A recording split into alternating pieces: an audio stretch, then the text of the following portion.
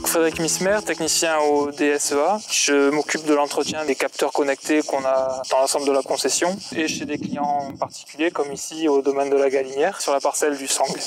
Donc un site de flux de sève, ça comprend une sélection de 2 pieds de vigne sur la parcelle. Une fois qu'on a fait un repérage des pieds, on installe le matériel, une batterie qui va alimenter un collecteur de données, un Arduino, ça permet d'envoyer les données sur un serveur. Et ces données sont issues de 2 capteurs, donc on place sur les 2 pieds de vigne. Donc là on a mis de l'aluminium sur les pieds. C'est normal, c'est pour isoler et éviter toute perte calorifique du pied et faire une mesure à cet endroit précis. Et on va mesurer le flux de sève qui passe dans l'amont et en aval du capteur. Il y a un panneau solaire en général qu'on met à proximité, mais là il a voulu qu'on le mette en début de rang pour que ça le gêne le moins possible. On arrive à suivre quasiment à l'heure près le fonctionnement de la vigne. Et là, donc l'appareil n'envoie plus de données depuis 3 jours. Donc je suis venu ici pour essayer de résoudre ce problème. Donc en fait, je réinitialise le site avec mon téléphone, parce que dans l'Arduino, il y a une carte SIM. Donc on communique comme ça avec le site. La prochaine étape, c'est faire des prélèvements de baies, d'analyser la teneur en sucre jusqu'au moment de la récolte. C'est au moment en plus où les raisins vont changer de couleur, on va appeler ça la véraison. Donc là, j'ai repéré les 50 pieds pour qu'on repère et qu'on prélève sur les mêmes pieds à chaque fois.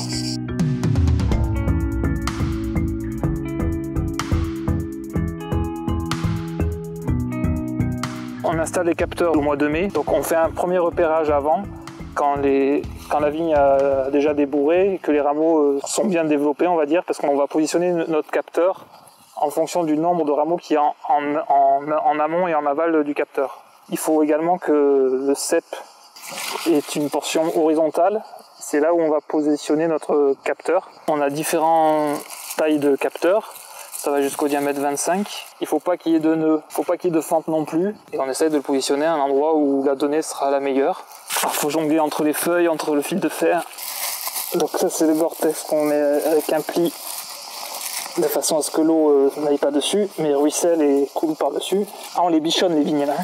Voilà. Et ensuite on a la couche d'aluminium pour l'isolation thermique. Donc on récupère la donnée du compteur par un petit boîtier développé par l'entreprise SyncSynLab, donc qui nous l'envoie sur un serveur et on la récupère après sur SCP Ergidata et on a quasiment en direct l'apport d'eau faite sur nos vignes.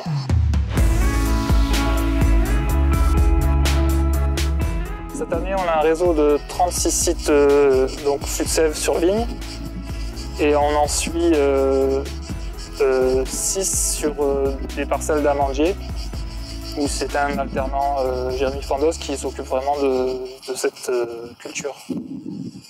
C'est la première année où on a tant de sites suivis. Les données en fait elles sont collectées et ça servira après pour faire des analyses parce qu'ils sont assez répartis sur la région de la concession on va dire.